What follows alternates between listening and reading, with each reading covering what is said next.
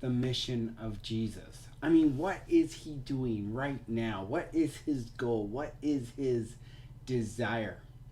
And just as importantly, how can you and I get involved in his mission? Today, we're going to answer both of those questions as we examine our text today in Mark chapter 8. Jesus has just finished providing so faithfully to the Gentile people bread. And now, in verse 11, he meets opposition. This is what the text says. The Pharisees came and began to argue with him, seeking from a sign from heaven to test him. And he sighed deeply in his spirit. Why does this generation seek a sign? Truly, I say to you, no sign will be given to this generation. And he left them, got in his boat again, and went to the other side. Now, when they had forgotten to bring food, and they only had one loaf with them in the boat, and he cautioned them, saying, watch out, beware of the leaven of the Pharisees, and the leaven of Herod. And they began discussing with one another over the fact that there was no bread. And Jesus was aware of this and said to them, why are you discussing the fact that you have no bread?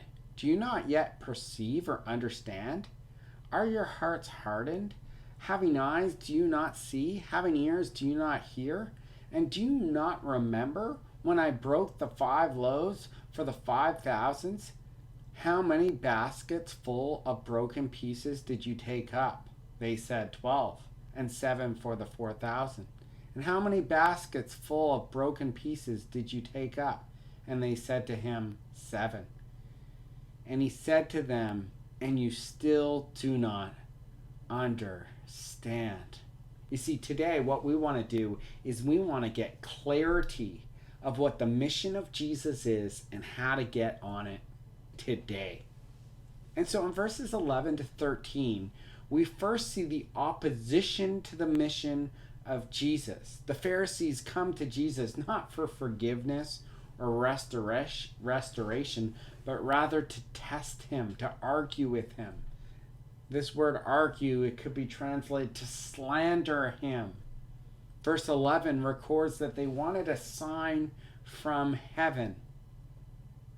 You see, what they were expecting wasn't for Jesus to provide bread to the Gentile people or the Jewish people. But what they were expecting is a sign from heaven that the Messiah would bring down the heavens upon the armies of the Romans, setting free the oppressed people of Israel. But Jesus does the opposite. He gives bread to the Gentiles. This is what the mission of Jesus was and is today, to give his life a ransom for anyone and everyone who will trust in him. In verses 14 to 21, not only the opposition to the mission of Jesus, but now what we get is the misunderstanding of the mission of Jesus by his own disciples. Now, this is the third incident that his disciples are on a boat with Jesus, and each time the disciples reveal their lack of faith towards him. Remember the first occasion in Mark chapter 4. Jesus rebukes his disciples because of their lack of faith. The second occasion was in chapter 6 as the disciples were on their boat and they were afraid when they saw Jesus walking on water. And Mark records in verse 52, did you not understand about the loaves, but their hearts were hardened. And so we see in this section there is a deep misunderstanding of what Jesus is doing. He makes the point very clear in verses 19 to 20 when he recounts how he's provided for the 5,000 men, which would be upwards up to 20,000 people, and then for the 4,000 people, and how there were leftovers each time. Jesus is faithful in providing both for the Gentiles and the Jews. But let's back up a minute and ask, Why does Jesus warn them of the leaven from both the Pharisees and Herod? It seems like an odd link to link these two groups together. The Pharisees, which is obviously Jewish, and Herod, who would represent the Roman world. Well, leaven or yeast is a symbol in the scriptures of compromise and corruption. The Feast of Unleavened Bread was celebrated by Israel every year, reminding them that they needed to leave idolatrous Egypt in a hurry. Later, the Apostle Paul in 1 Corinthians 5 would link the unleavened bread to malice and corruption and sin. The Pharisees and Herod had absolutely nothing in common. The Pharisees aimed for perfection, sinless perfection, and wanted righteous rules that were traditions of men that were actually contrary to Scripture sometimes. They were into perfection.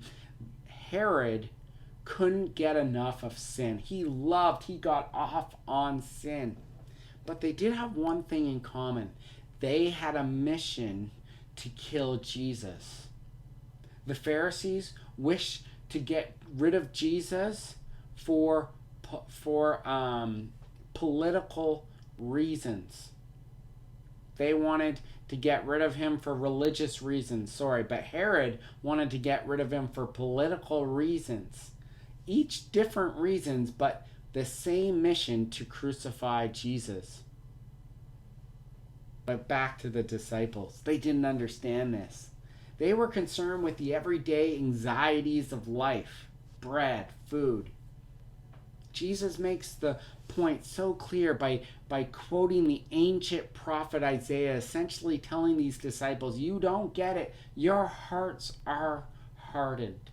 How about you and I? Are we so consumed in the here and now that we forget about the eternal perspective in life? Do you understand the mission of Jesus? Mark chapter 10 makes this clear in verse 45. For even the Son of Man came not to be served, but to serve and give his life a ransom for many.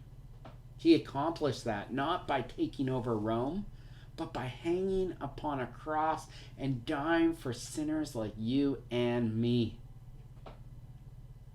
Jesus makes it even more clear. The verses coming up to this verse. In verse 42 it says this in Mark chapter 10.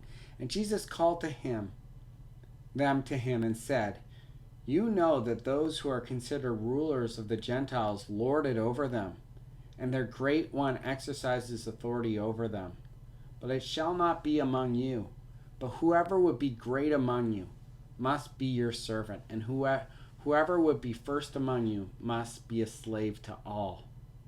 This is how you and I can get onto the mission of Jesus. As we declare and demonstrate the good news of Jesus to our neighborhoods and the nations, if we're going to do this, we need to lay aside our politics, our petty opinions, our pride, and we need to be, last of all, we need to be seeking and serving those who need help.